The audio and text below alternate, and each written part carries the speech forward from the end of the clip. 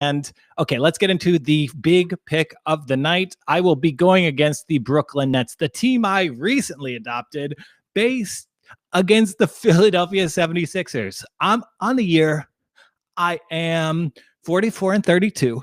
And one of those recent losses was probably the strangest basketball outcome of the year. The Blazers, no Lillard, no McCollum, no Zach Collins. I think Robert Covington was in the lineup. They blew out the Sixers, one of the best teams in the NBA right now, on their home floor by 25 points. I was on the Sixers and under, and I think my thinking, like I stand by the thinking there. Sometimes you do just get weird outcomes in the NBA, and shouts to the Sixers for having a sense of humor about it.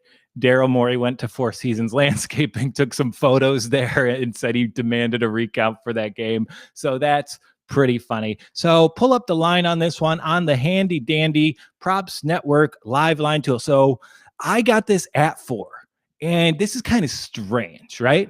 I actually saw the line move. That made me more inclined to bet on it, which is not a process I'm used to, because we don't. Durant's probably out tonight. Embiid, he's been a little banged up, but they are a little rested. They've had 2 days rest. Ben Simmons on that injury report, and the Nets are on a back-to-back. There are so many red flags in this game.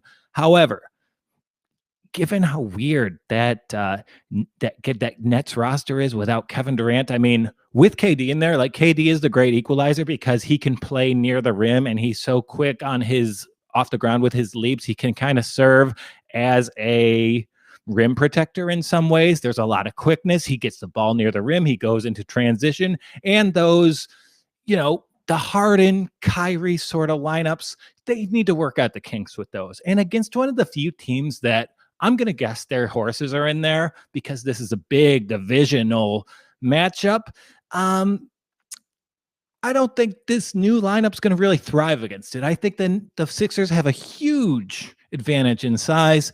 I think Embiid and Simmons kind of want to take this opportunity to hand the Nets a loss, establish themselves as the lead horse in that division. And gosh darn, is that not a fun division or what? You got Boston, Toronto, Philly, Brooklyn, 4 teams that I could conceivably see winning the Eastern Conference. Yes, I did throw the Raptors in there. Thank you for asking. Impressive showing from them last night, but I will talk about them another day. Yeah, he is no Portnoy. That's probably because he's over 5'5". I'm just going to close this window here. Sorry, we got the shifts here. I got to figure out different times for the sun every time. Will I see someone moving a tire today? That remains to be seen. You can, while I do this, you can just look at that creepy painting of me on my desk. My fiance, the beautiful one, she's tried to throw that out many, many times, and she has yet to succeed. Sorry, I had to take this off. Okay, we're good. We're gold. We're wonderful, and we are going to be even better when we back the Sixers tonight. Did that make it worse? This is rapidly turning into a podcast about the blinds in my living room, and I am here for it. Look, the position of my dog is troubling. Kyle, he's one of the Props Network OGs. I mean, you have to believe Philly was going to put it together this year. Brett Brown was not qualified to run an NBA team. Elton Brand was not qualified to run an NBA game. This is like you have a competent fire department in your town, and the previous fire department were arsonists.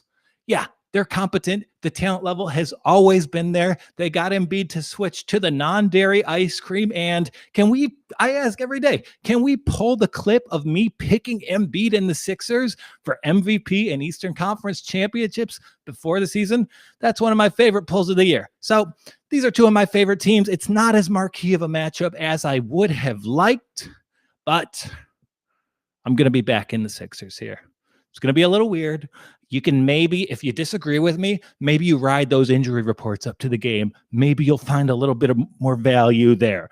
And just while we're here, I am going to caution against betting against the Nets over-under for the entire season. It's the opposite of the Suns over-under.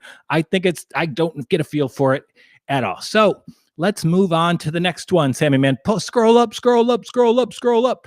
Okay, switch over